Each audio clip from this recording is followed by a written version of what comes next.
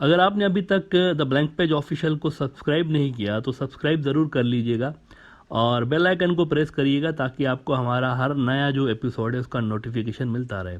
Biden के आने के बाद ट्रंप के दौर तक एशिया में चाइना के असर को काउंटर करने के लिए अमेरिका ने इंडिया को आगे लाने की अटैम्प्ट्स की चाइना के मुकाबले में, लेकिन चाइना ने हर मैदान में इंडिया को पीछे धकेला, चाहे वो कोविड वैक्सीन की डिप्लोमेसी हो।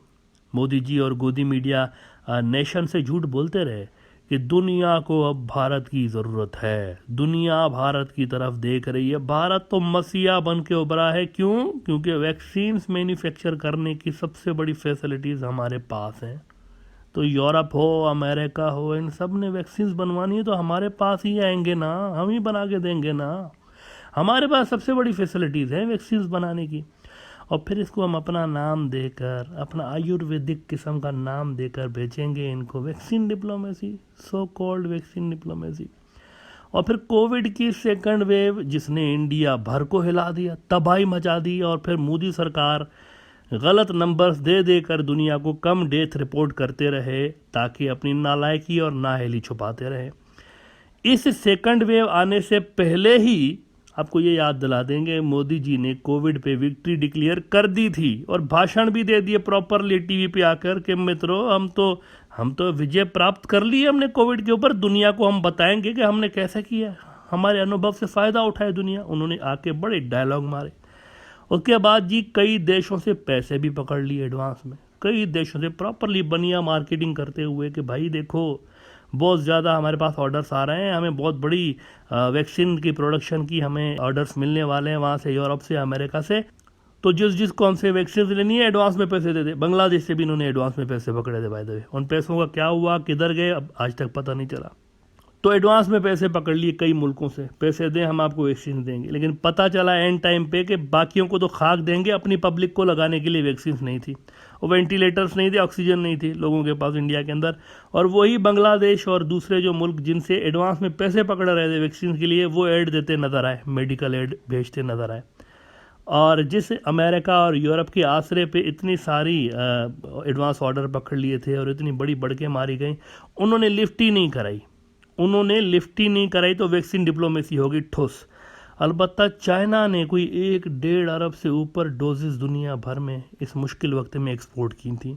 अब ये तारीख में लिखा जाएगा कि चाइना ने इतने 1.5 अरब से ज़्यादा वैक्सीन्स जो थी वो भेजी दुनिया के दीगर मुल्कों की तरफ।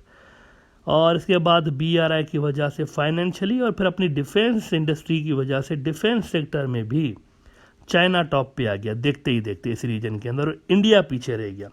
आप देखें कि अफगानिस्तान से लेकर रीजन का कोई भी आप इशू उठा के देख लें, जीत चाइना वाली साइड की हुई है। अफगानिस्तान में भी आप देखेंगे मिलिटरली उन्होंने खदेड़ा है अमेरिका को अपने ताजियों के साथ मिलकर। इसके बाद ये मालदीव, श्रीलंका, बांग्लादेश को भी चाइना से अलग करने के लिए, रिफ्ट पैदा करने के लिए इनकी और चाइना के रिलेशंस में पहले इंडिया को यूज़ किया गया अमेरिका की तरफ से, लेकिन मतलूबा नताइज मिल नहीं रहे थे। और उसके बाद जब वहाँ बाइडेन सरकार आए अमेरिका के अंदर, तो उन्होंने ट्रंप की फेल्ड पॉलिसी को तब्दील कर दिया। उन्होंने इंडिया को साइड पे करके ऑस्ट्रेलिया को आगे किया, उनको ज़्यादा वो इम्पोर्टेंस देने लगे, उनको ज़्यादा रोल देने लगे। मिसाल के तौर पर क्वाड पहले बना था, मेन ब्लॉक बना था, आपको याद होगा, एशिया के अंदर चाइना को काउंटर करने के लिए, और एशिया और ख़ुसूसी तौर पर साउथ चाइना सी में उनको काउंटर करने के लिए क्वाड बनाया था। क्वाड में जापान था, ऑस्ट्रेलिया था, इंडिया था और अमेरिका था, ये 4 मुल्क थे। अब इस ट्रंप वाले क्वाड को यहाँ पर इंडिया डोमिनेट था काफ़ी, अमेरिका के बाद इंडिया डोमिनेट था, लेकिन बाइडेन ने क्वाड को ही साइड पे उठा के फेंक दिया। बाइडेन साहब ने आते ही उन्होंने क्वाड उनका साइड में चला गया, डस्टबिन में चला गया। उन्होंने क्या किया, एक और अलायंस बना दिया ऑक्स का, AUKUS ऑक्स, ये बना दिया और ये अनाउंस कर दिया कि क्वाड कोई मिलिट्री अलायंस है ही नहीं, ये कोई मिलिट्री अलायंस नहीं, ऑक्स मिलिट्री अलायंस है। नेवीज़ का एक उन्होंने अलायंस बना दिया, इन सारे तीनों मुल्कों की नेवीज़। ऑक्स में कौन है? ऑस्ट्रेलिया, UK और अमेरिका खुद। अब ऑस्ट्रेलिया इस रीजन के अंदर आप देख रहे हैं कि जब से बाइडेन आया है ना, उनकी काफ़ी ज़्यादा एक्टिविटी तेज़ हो चुकी है, वो काफ़ी ज़्यादा एक्टिव नज़र आ रहे हैं ऑस्ट्रेलियंस।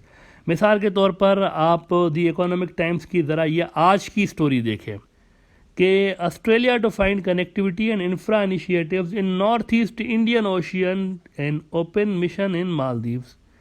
जिस तरह चीन का अरबों डॉलर्स की कनेक्टिविटी का प्रोजेक्ट है BRI, कुछ वैसा ही ऑस्ट्रेलिया, लेकिन सिलेक्टेड मुल्कों के अंदर। ये याद रहे कि इसका वॉल्यूम, इसका जो कद है इस ऑस्ट्रेलियन प्रोजेक्ट का, ये बहुत ही छोटा है BRI के मुकाबले में, लेकिन सिलेक्टेड मुल्कों के अंदर कर रहा है, लिहाजा ये एक उन मुल्कों के लिए अट्रैक्टिव बात है। सिलेक्टेड मुल्कों के अंदर वो इस तरह का मंसूबा ला रहे हैं और अगले 5 साल में शुरुआती तौर पर इनिशियली वो $36.5 मिलियन लगाने चाह रहे हैं, जो कि बढ़ेगी फिगर।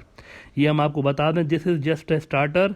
ये कोई 2-3 बिलियन डॉलर्स लगाने का इरादा रख रहे हैं। अगेन ये सिर्फ सिलेक्टेड मुल्कों के अंदर होगा। इस 36.5 मिलियन में से वो 10.2 मिलियन सिर्फ और सिर्फ बांग्लादेश के अंदर लगाने जा रहे हैं, सिर्फ बांग्लादेश के अंदर। इसके अलावा वहाँ $5.8 मिलियन अलग से लगाएंगे वो ऑस्ट्रेलियंस, यानी वहाँ जो ऑस्ट्रेलियन इंडस्ट्रीज हैं उनको प्रमोट करने के लिए $5.8 मिलियन अलग से लगाएंगे। याद रहे कि ऑस्ट्रेलिया अमेरिका के लिए, अमेरिका के फ्यूचर प्लान्स के वजह से इतना ज़्यादा इंपॉर्टेंट है कि इंडिया तो छोड़े ना, अमेरिका ने ऑस्ट्रेलिया के कारण अपने फ्रांस जैसे पुराने इत्तेहादी को भी साइड में कर रखा हुआ है। न्यूक्लियर सबमरीन डील हमारे सामने, क्या हुआ उसमें? न्यूक्लियर सबमरीन वाली जो डील थी ना, वो फ्रांस को कॉन्ट्रैक्ट मिला हुआ था कि फ्रांस ने ऑस्ट्रेलिया के लिए न्यूक्लियर सबमरीन बनानी थी, लेकिन फिर उसको कॉन्ट्रैक्ट को ही ख़त्म कर दिया गया और वो सबमरीन जो बनानी थी वो अमेरिका ने कहा कि हम बना के देते हैं आपको, ऑस्ट्रेलिया को। तो ऑस्ट्रेलिया को भरपूर तरीके से अमेरिकन आगे ला रहे हैं इस रीजन के अंदर, और बे ऑफ बंगाल और इंडियन ओशन पे ऑस्ट्रेलिया की ख़ास नज़र है। ऑस्ट्रेलिया अपना इन्फ्लुएंस यहाँ पर बढ़ाने के अटैम्प्ट कर रहा है।